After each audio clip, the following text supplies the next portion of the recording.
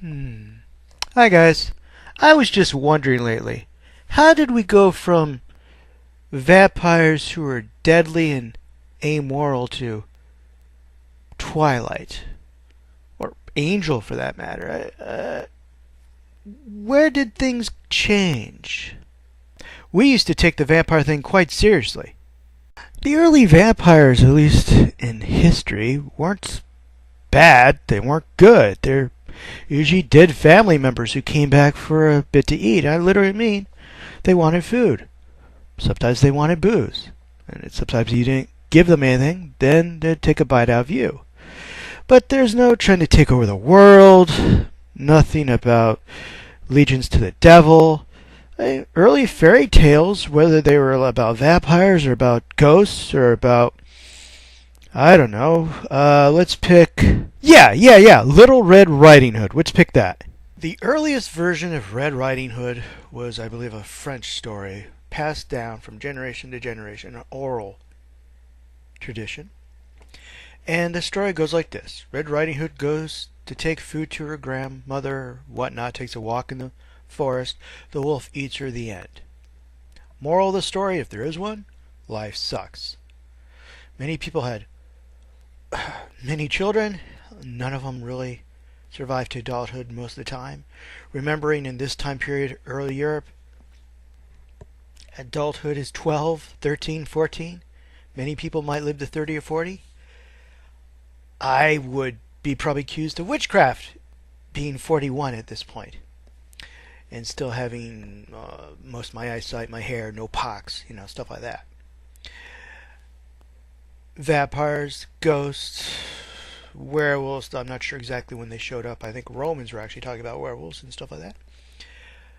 They're not part of any devil. They might be cursed or they might be blessed. I mean, immortality is still pretty much something many people would be willing to give up things for.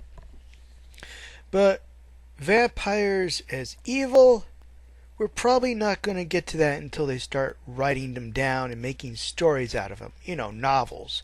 Novels where there's good guys and bad guys and everything's encoded into it with morals and themes and plots, and you're getting paid by the word.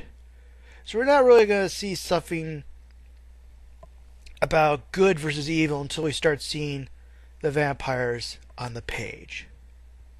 And of course, that brings us to Dracula. Blah, blah. Now, Dracula is not the first fictional vampire. There's actually quite a few, Camilla and so on. And they actually all still were different. They didn't actually follow all the same rules. I believe one vampire, early one, still needed moonlight to keep his joints flexible. And blood, well, it was Dracula, I think, who really brought in the blood issue, though there were vampires in history and fiction who needed blood before him. But he's also the one that brought in, to be honest, the religious icons and the whole good versus evil kind of black and white that many vampire stories would pick up afterwards. And it just, once again, this doesn't really lead us to Twilight. I mean, how do we get Edward? How do we get heroes? You could blame Anne Rice, but I don't know, Lestat's not really much of a hero if you ask me, especially in the books. True, we do get people like Angel, vampires like Angel. But what happened? How did we go from Dracula and the early history of vampires to, well, this guy right here? How did we get to this guy? The earliest vampires were created in Africa and Asia, and North and South America and Europe, to not only explain things, but to also, protect us. When you understand something, it's less fearful. We made gods, we made demons and giants in the earth that made earthquakes, and it helped us a little bit, almost gave us a little bit of security. Of course, all these demons and giants and gods have different powers and different backgrounds because we all have different cultures and different ideas of how things work. The author of Twilight, from what I understand, based this on a dream, but also she didn't allow herself to get influenced by a lot of other material. She didn't like gross vampire movies. She didn't read a lot. She actually, when she started writing, tried to keep away from things. She tried to write a story about vampires on what she thought, how she thought vampires worked, to explain it to herself, make it logical or reasonable. She's doing the same thing the early humans did. She's kind of taking us, and this is not the answer I was looking for, and this is not the answer you're going to like. She's kind of taking us in a circle back to the source of vampirism. Because in the end, it was a basic need to understand that created most of these myths, legends, histories. And she needed to figure out what a vampire meant to her. Now, these books could be hitting people in the heart because, one, maybe the girls relate to Bella. She's a blank slate. They can insert themselves into her. Or maybe it's because a lot of this vampirism this woman's made up, this own new idea of how it works, is created from the basics. It's sprung from that seed to understand and to acknowledge and to figure out and feel comforting.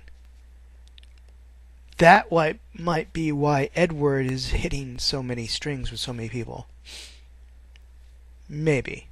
That's not the answer I was looking for. But that's actually kind of the answer I think I've found. I don't like it, but it's one of them. I really can't think of any other reason why Edward or other vampires would become heroes. Like I said, Edward and the vampires in Twilight are kind of new, which means technically they're going back to the roots, which makes them very powerful from a human psychological point of view, I guess. I'm not a psychologist. And I can't see where they'd come from any other source because, frankly, once again, she herself said that she really didn't take from any other sources. So it looks like we might have a new branch of vampirism popping up, while the old one just keeps on sprouting out. Hopefully it doesn't die out, because in the end I do like my Vampire Winter, my Vampire Notes, and Fever Dream, and my Anne Rice, and all the other vampire novels. But maybe something in a few decades will come out of this one that would be brand new, and maybe we'll actually start to like it. I still don't like good vampires, but thanks for watching.